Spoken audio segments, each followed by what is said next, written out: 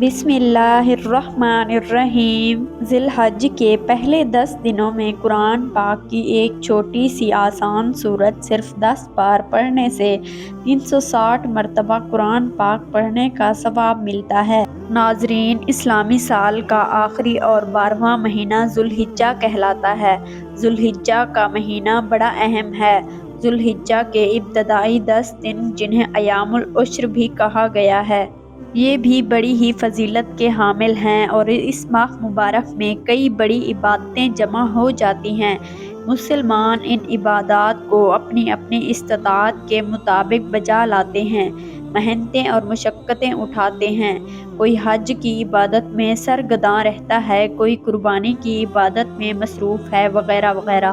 کون سی سورت ان 10 دنوں میں سب سے زیادہ پڑھنی چاہیے یہ بھی بتائیں گے، لیکن جان لیجیے کہ قرآن کریم کی سورۃ فجر کی ابتدائی آیات میں اللہ تعالیٰ نے چند چیزوں کی قسم کھائی ہے۔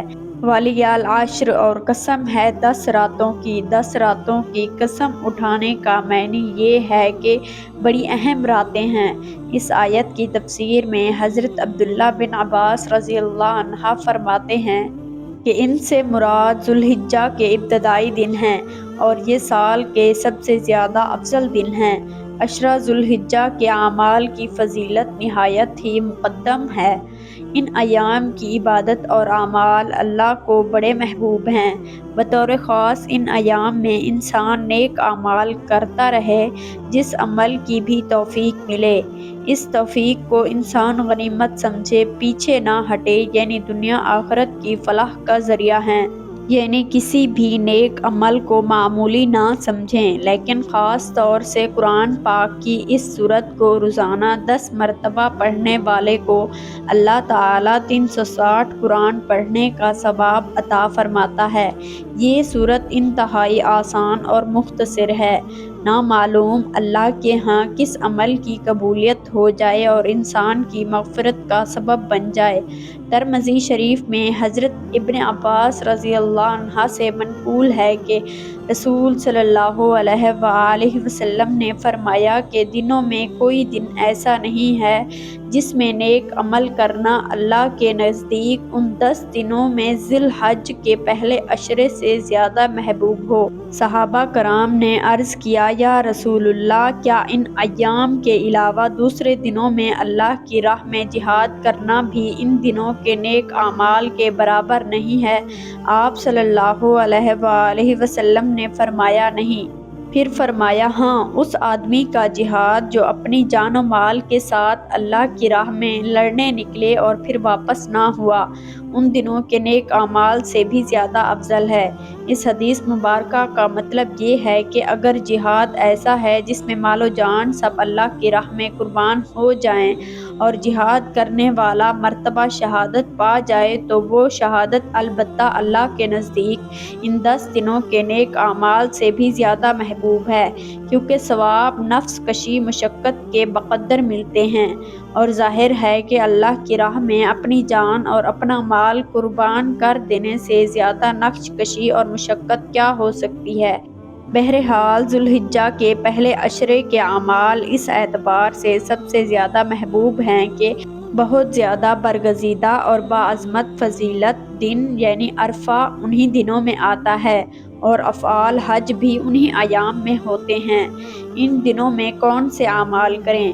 حضرت ابو ہریرہ رضی اللہ عنہ ایک روایت میں فرماتے ہیں، ان ایام میں ایک دن کا روزہ اللہ کے ہاں ثواب میں 1 سال کے روزوں کے برابر ہے، اور ایک رات کی عبادت لیلۃ القدر کی عبادت کی طرح اجر و ثواب رکھتی ہے۔ اس روایت سے ہمیں یہ معلوم ہوا کہ ان دنوں میں روزے رکھنے کی کوشش کرنی چاہیے اور جس قدر ممکن ہو عبادات کریں، خصوصاً رات کے اوقات اور رات کا آخری حصہ۔ اس میں جس کو عبادت کی توفیق مل جائے وہ اگر چاہے 2 رکعت نفل ہی کیوں نہ ہو، بہت بڑی سعادت کی بات ہے۔ لہٰذا ہمیں چاہیے کہ ان ایام میں دن میں روزہ رکھیں اور رات میں جس قدر ممکن ہو عبادت سے اپنے آپ کو محروم نہ رکھیں۔ خود رسول کریم صلی اللہ علیہ وآلہ وسلم کے بارے میں ازواج مطہرات نقل فرماتی ہیں کہ آپ 9 دنوں کے روزے رکھتے تھے، پھر ان دنوں میں 9 تاریخ وہ یوم عرفہ کہلاتی ہے۔ اس دن کا روزہ بطور خاص بڑی فضیلت کا حامل ہے۔ اس سلسلے میں قرآن پاک کی مختصر سورت کی بھی بہت زیادہ فضیلت ہوتی ہے، لیکن بہت سی روایات میں ہے کہ ان ایام میں کثرت سے لا الہ الا اللہ، اللہ اکبر کہا کرو، کیونکہ یہ ایام تحلیل تکبیر اور اللہ کے ذکر کے ہیں، اور بعض روایات میں تحمید یعنی الحمدللہ کے پڑھنے کا بھی حکم آیا ہے۔ مقصود یہ ہے کہ ان ایام میں ذکر کی کثرت کرنی چاہیے، چاہے یہ ذکر و اذکار ہوں، قرآن کی تلاوت ہو یا درود پاک کا پڑھنا ہو۔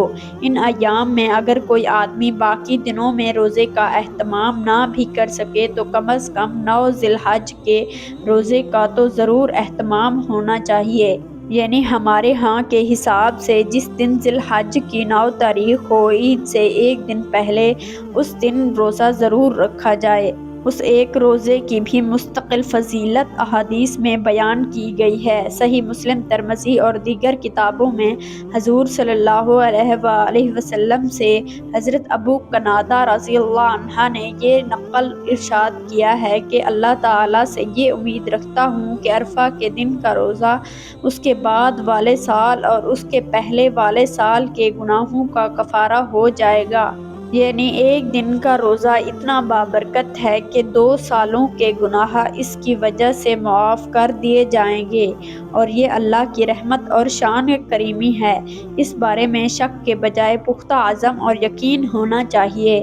اللہ تعالیٰ انتہائی کریم اور مختار ہے، جس دن یا جس گھڑی کے جس عمل کی اپنے کرم سے جتنی بڑی قیمت اجر و ثواب مقرر کرنا چاہیے کر سکتے ہیں، اس لیے یقین کے جذبے کے ساتھ ان اعمال میں لگنا چاہیے۔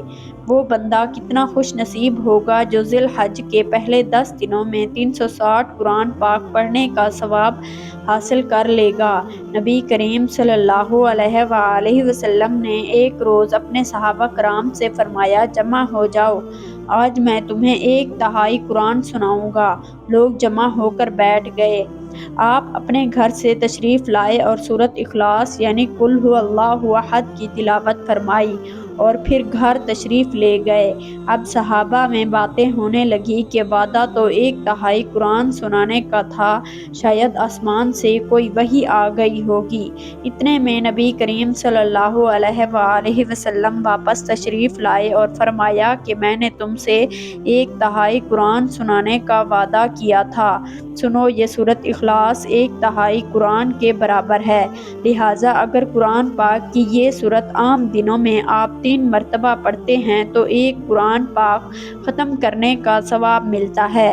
اگر یہی سورت آپ ذی الحج کے پہلے 10 دنوں میں 100 مرتبہ یعنی ہر روز 10 بار پڑھتے ہیں تو عام دنوں کے حساب سے تو 30 قرآن پاک ختم ہوں گے، لیکن ذی الحج کے پہلے 10 دنوں میں اعمال کی جو فضیلت بیان کی گئی ہے تو اس حساب سے علماء کرام یہ فرماتے ہیں کہ ان دنوں میں کیے گئے اعمال عام دنوں میں کیے گئے اعمال کے 10 گنا سے بھی بڑھ کر درجہ اور فضیلت رکھتے ہیں، لہٰذا ان 10 دنوں میں پڑھی گئی 100 مرتبہ سورۃ اخلاص کا ثواب 360 قرآن پاک سے بھی زیادہ حاصل ہوتا ہے۔ خلاصہ یہ کہ عشرہ ذی الحجہ کے یہ 10 دن بڑے ہی مقدس، محترم اور عظمت والے ہیں۔ ان دنوں میں اعمال بطور خاص اللہ کے ہاں بڑے پسند کیے جاتے ہیں، لہٰذا ان ایام میں روزوں، عبادات، نوافل، ذکر، تلاوت کا اہتمام کرنا چاہیے۔ نبی کریم صلی اللہ علیہ وآلہ وسلم کا ارشاد گرامی ہے، حج اور عمرہ کے لیے جانے والے اللہ تعالیٰ کے خاص مہمان ہیں، وہ دعا کریں تو اللہ تعالیٰ ان کی دعا قبول فرماتا ہے اور مغفرت طلب کریں تو بخش دیتا ہے۔ رسول اکرم صلی اللہ علیہ وآلہ وسلم کا ارشاد گرامی ہے، اللہ ہر روز اپنے حاجی بندوں کے لیے 120 رحمتیں نازل فرماتا ہے، جس میں 60 رحمتیں ان کے لیے ہوتی ہیں جو بیت اللہ کا طواف کرتے ہیں، 40 ان کے لیے جو وہاں نماز پڑھتے ہیں، اور 20 ان لوگوں کے لیے جو صرف کعبے کو دیکھتے ہیں۔ اللہ رب العالمین سے دعا ہے کہ ان بابرکت دنوں کی برکت سے ہمارے ٹوٹے پھوٹے اعمال کو بڑھا چڑھا کر اپنی بارگاہ اقدس میں درجہ قبولیت فرمائے اور ہم سب کا خاتمہ ایمان پر فرمائے، آمین۔